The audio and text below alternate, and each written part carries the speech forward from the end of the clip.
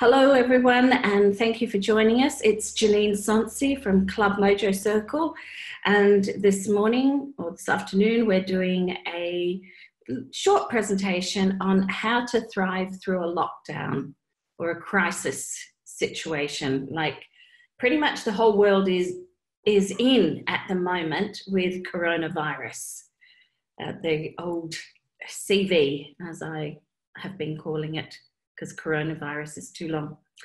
Anyhow, so what I'm going to talk about today is what are the things we need to do for ourselves and with ourselves so that we not just survive, but we actually thrive and manage really well to do this. And for me, it's all about our energy. It's all about managing our energy and making sure we keep our energy vibrating at a high level.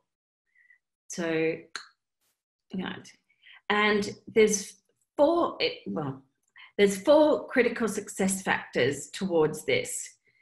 There's a lot more. There'll be other factors. This isn't all inclusive, but I think for me, these are the four most important ones.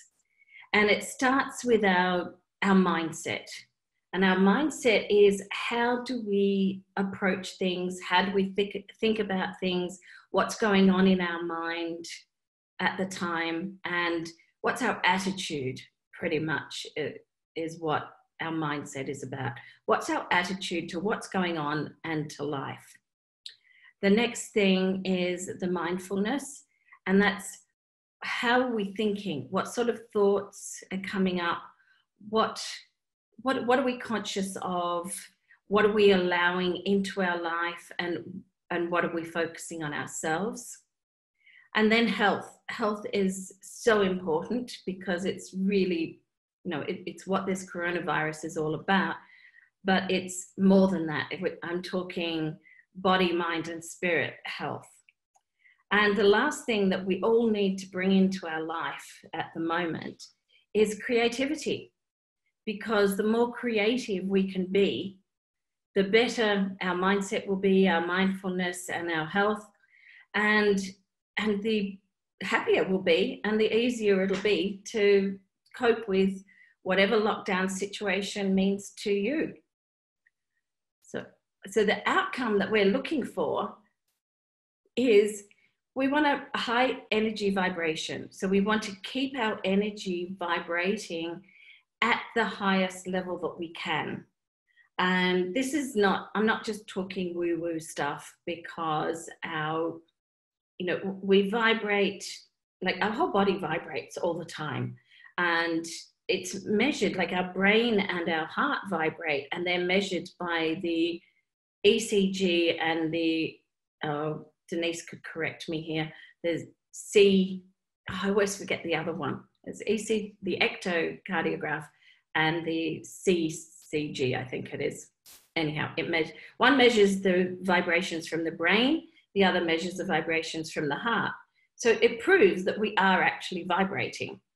And what we want to do is make sure that those vibrations stay high and don't go low, because when vibrations go low, that's when we feel depressed, when we feel sluggish, when we don't feel good in ourselves, and when we just feel blah, really, just blah. So let's have a look at mindset to start with. I've sort of really put it, what we're aiming for is the positive, optimistic mindset. And what we want to stay away from as much as possible is what I call the fear quicksand. So where we get caught up in this quicksand of the fear that's all around us in the whole world, and we can just get sucked in and swallowed up. And that's really quite hard to avoid at the moment, because everywhere we go and everything we look at, there's, fear, coronavirus, it's everywhere. And it's really, it can be all consuming unless we can keep a very positive mindset and go, yep, I understand there is a need for protection. There's a need for security. There's a need for some element of fear, but I don't have to get lost in it. I can keep positive. I'm, keeping myself safe. I'm looking after myself. I'm doing what I need for me personally. And therefore, I'm going to stay positive and optimistic. I'm not going to let my imagination run away with me. And I'll talk more about that with the mindfulness. So keep a positive, optimistic mindset. Focus on what are the good things that are happening. What are you grateful for in this lockdown? I heard just earlier, so, you're grateful that you've actually got time in the house to do the things that you want to do. There's more people available, so we're actually having more discussions than we would if we were all working still and life was just super busy. So this whole thing has given us an opportunity to slow down, wind down, and go, what's really important to me and what am I going to do, in this time that I've got to focus on that. So be aware of the fear quicksand and the negativity that's all around, and keep yourself in a really positive and optimistic mindset. And how do we do that? By being mindful. So being mindful just means being very conscious of what it is we're thinking and doing, and what are the effects of what we're thinking and doing. So if we're thinking negative thoughts, what's the effect of that? Is it bringing us down? Is it making us feel uncomfortable? Is it making us feel sad? Are we making ourselves feel scared? If we focus on, if we imagine the worst possible outcomes, then, we're just going to get caught in that fear quicksand. And imagination fear is just imagination and imagining those worst outcomes. So if we can apply our imagination to fear, we can also apply it to, well, why don't we think about the most positive possible outcomes that can come about? And if we focus on that and be very mindful of creating that positivity, then we'll feel better. So it's about being very aware of ourselves, aware of the effects of the external world, aware of the effects of our internal world on us and, what's happening around us. And one way to manage our mindfulness is to do mindfulness meditations. There's a lot of them on YouTube, and they're really about checking in with yourself, check in with your body. How's your body feeling? What are you conscious of? What are you thinking about? Oh, that thought was nice. Now I'll let that thought go and focus on my breathing while I'm meditating. And it's just about finding that place of stillness where the mind can just relax. And in mindfulness, we refer to the monkey mind. The monkey mind's that little chatter. And it's like, oh, you can't do this. Oh no, this is going to happen. This is really bad. And you want to go, yeah, monkey mind, that's nice, but I don't need to listen to you right now. Thanks. You can go back in your cage. And I'm just going to sit here and focus on my breath and be still.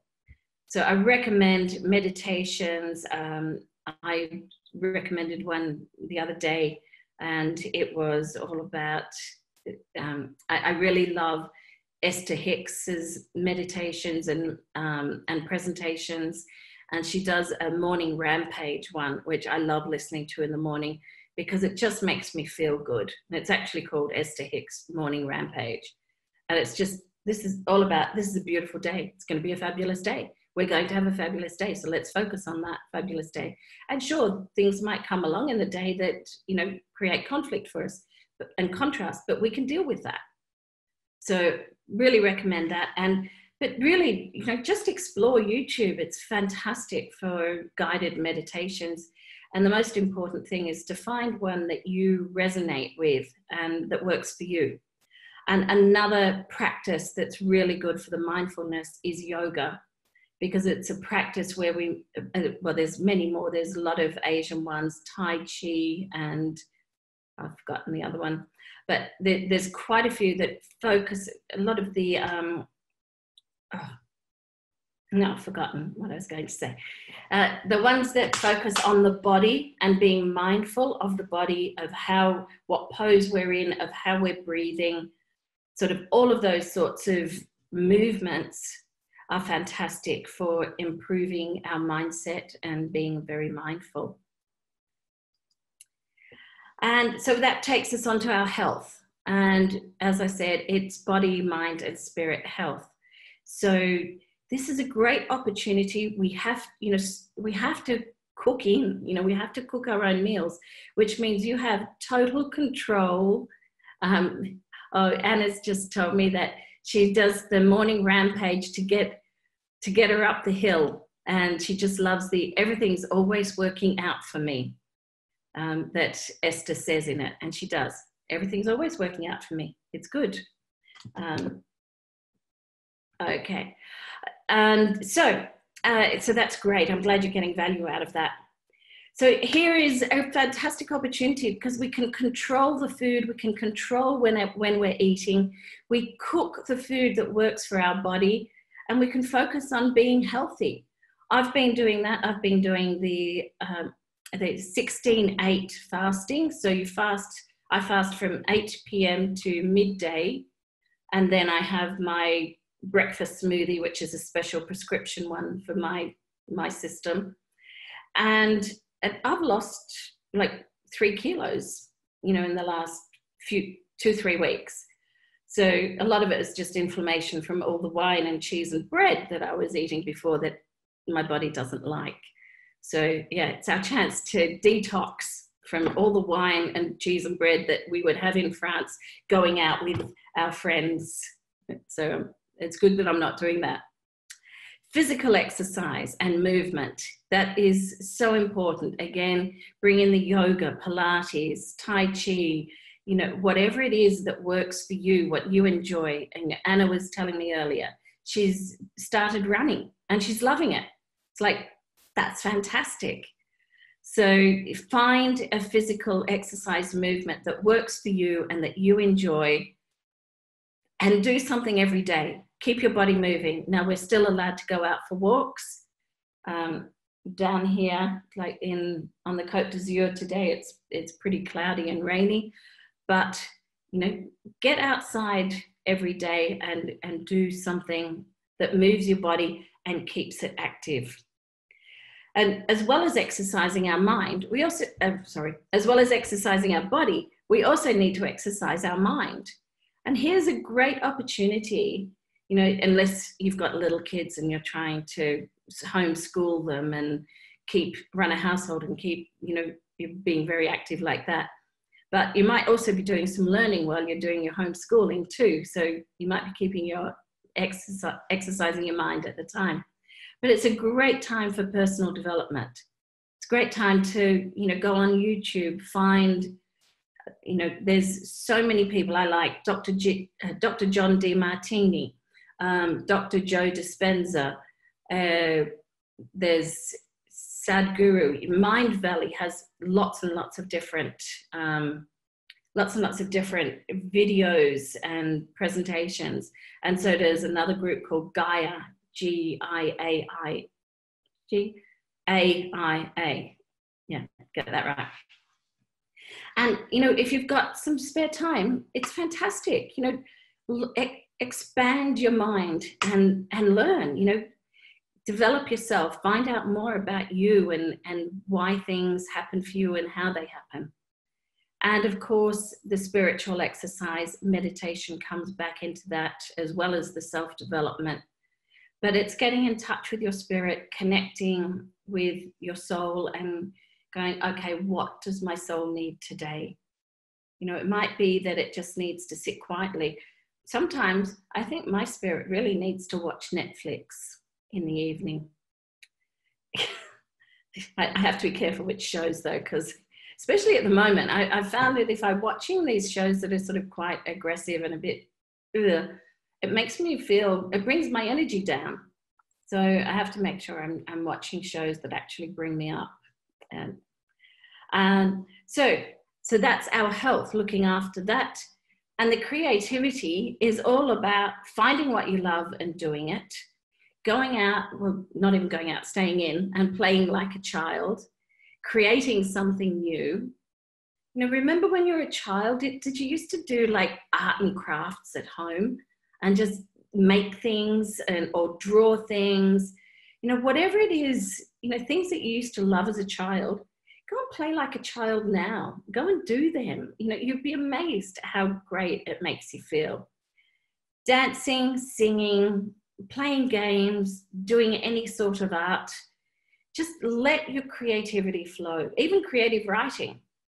You know, give yourself time each day to go, okay, what does my inner child need? What does my creativity, how does my creative spirit want to explore? Go, okay, I'll do that. Even if it's 30 minutes or an hour, but you know, even if just 30 minutes, I'll sit down and write your journal. That's a real creative thing that's very good for your spirit. Just writing, how do you feel today? And so that's basically it for the presentation. Like I said, it was just a short one. And I just want to finish off with the best way to keep our energy up is to show gratitude every day. So every morning, think about what am I grateful for? And every evening when you go, just before you go to sleep, go, what are the 3 things I am most grateful for today? And it might be that you're grateful for the quietness. It might be that you're grateful for being able to talk to friends. You know, find the positives in this lockdown so that you can actually get to a space where you're so grateful for it that you're enjoying it. Because when you're doing that, then your energy is going to be at a higher level. So thank you for listening to me. I'm just going to finish this presentation now, and then we'll continue the discussion circle with questions and discussions.